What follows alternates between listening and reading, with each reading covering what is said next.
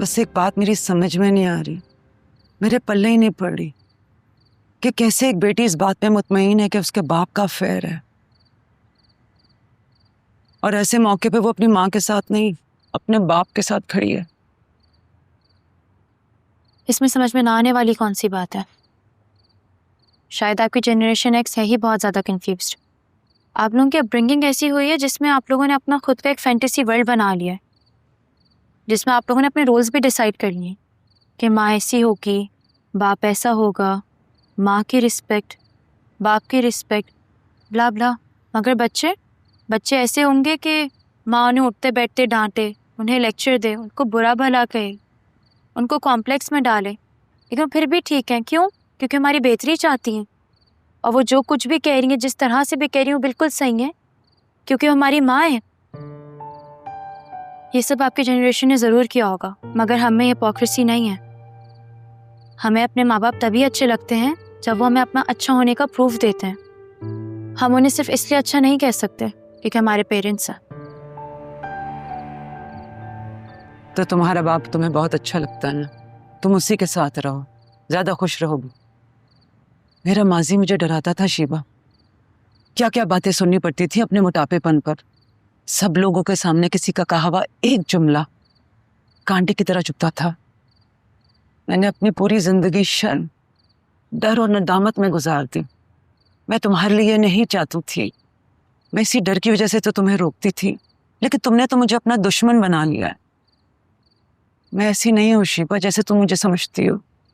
अच्छा, कितना खुश होती थी आप वो शर्ट्स पहनकर जो मुझे नहीं आती थी, लेकिन आपको बड़ी आसानी से आती थी। याद है आपको? मैं नहीं भूल सकती मामा आपके वो एक्सप्रेशंस। माँ बाप को अपने बच्चों को इमोशनल ब्लैकमेल करना छोड़ देना चाहिए, और जो कुछ आप कर रही हैं वो बहुत ओल्ड फैशन हो चुका है। ज़रूरी नहीं है जो चीज़ आपको ठीक लग रही है वो मेरे लिए भी ठीक हो, और जो कुछ आपके साथ हुआ है मामा, ज़रूरी नहीं वो मेरे साथ भी हो। और अब आपको ये बात समझनी पड़ेगी कि आपकी और मेरी जनरेशन में बहुत फ़र्क है, सोच में भी। क्या तुम्हारा दिल कभी भी मेरे लिए साफ नहीं हो सकेगा? हो भी सकता है, अगर हम इस बारे में बात करें बगैर किसी लेक्चर के। वैसे भी ये लेक्चर सिर्फ ड्रामा और फिल्मों में ही अच्छे लगते हैं। क्या आपने बात नोटिस की है मामा कि ड्रामे और फिल्मों में भी बच्चे अपने माँ बाप की एक हद तक सुनते हैं, उसके बाद उनको छोड़ के चले जाते हैं? कभी सोचा है क्यों?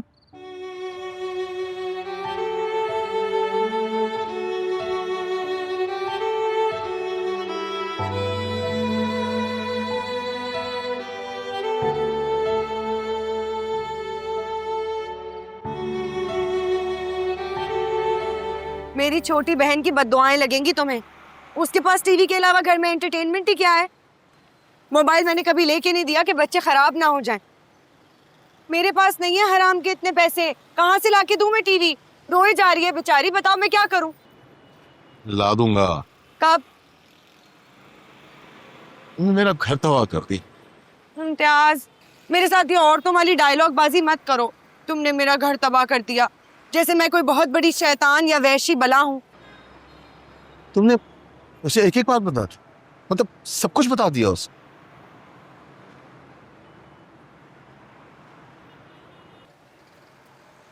उसे हमारी शादी पर कोई ऑब्जेक्शन नहीं है।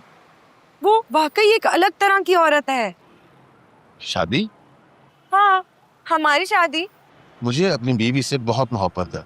बहुत ही बेशरम, चींटे और नीच होते हो तुम मत। जो तुम जैसों की बीवियां बन जाए उनसे ज्यादा बदकिस्मत कोई नहीं है। अगर मोहब्बत उससे करते थे तो यहाँ मुझे माशरती उलूम पढ़ाने आते थे। इम्तियाज, मैं तुमसे शादी करना चाहती हूँ, तुम्हारे बच्चों को बहुत अच्छा रखूंगी। देखो, भले से तुम मुझे उस घर में ना रखो, यहीं रखो, बस अपनी बाकी रिस्पॉन्सिबिलिटीज पूरे करते रहो। तुम तो बहुत बिजनेस माइंडेड निकली। मैंने तुमसे कब वादा किया शादी? मैं बहुत खुश था अपने बीवी बच्चों के साथ। था, पास्ट टेंस है, अभी की बात करो। अगर तुम जैसियों के साथ नहीं बसती, तुम जैसियों के साथ सिर्फ टाइम पास होता है। इम्तियाज, कल तक एलईडी लग जानी चाहिए। अगर मैं तुमसे इतनी सख्ती से कुछ कह रही हूं ना, तो समझ जाओ क्यों कह रही हूँ।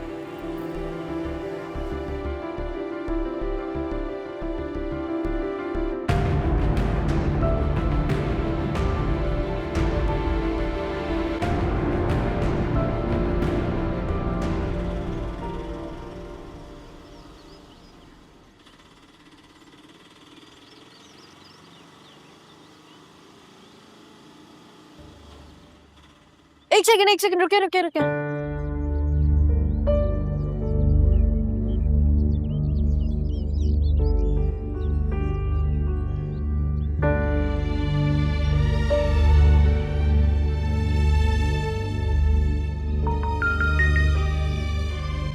हेलो, हाँ सुहान, जल्दी बोलो, क्या हुआ है?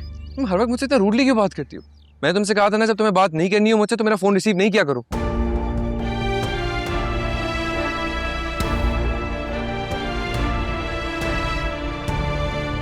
अब तो थोड़ा सा आगे चले, आराम से चले। नाजिश भाई इतनी जिद मत करो। देखो मैं इम्तियाज भाई से बात करती हूँ, उनको एक चांस तो दे दो। अगर दोबारा उन्होंने ऐसी कोई हरकत की ना तो तुम उनको छोड़ देना हमेशा हमेशा के लिए। मैंने किराया और सिक्योरिटी दे दी है, अब तो जाना पड़ेगा। तुमने क्या सोचा? आमिर भाई से बात हुई?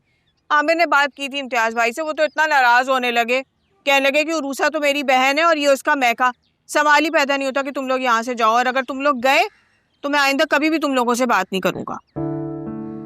नाजिश देखो इतने अच्छे हैं इम्तियाज भाई, क्या हुआ, जरा से फ्लर्ट है और दिल फेंक है, और तो कोई खराबी नहीं है उनमें। और तुम्हें सच्ची बात बताऊं, ये नाजिश तूने ना जानबूझ के इम्तियाज भाई को फंसाया है। मैं तो पहली नजर में देखते ही समझ गई थी क्योंकि बहुत ऊंची फिल्म है। जानबूझ के वो इस घर में आई ताकि तुम लोग का बसा बसाया घर तोड़ दे। वे बाहर वाला किसी का घर नहीं तोड़ता, रास्ता दिया जाता है तो लोग अंदर आते हैं। खैर मुझे देर हो रही है और मेरा मशवरा है कि तुम लोग भी अपना कोई बंदोबस्त कर लो। मुनासिब नहीं लगता कि तुम लोग अब यहाँ रहो। तुम्हें हमारे हालात तो पता है नाजिश। बस ठीक है, वो तो कह चुका है कि तुम्हारा अपना मैका है, रहो जब तक तुम लोगों ने रहना है। तुम्हारा अपना घर है, मेरा तो अब रहा नहीं।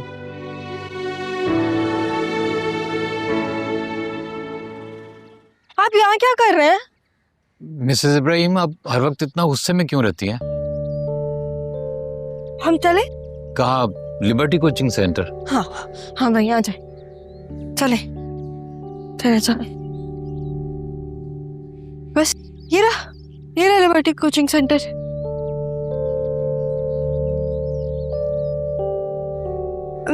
भाई मैं आपको आके किराया देती हूँ, हाँ बस 2 मिनट।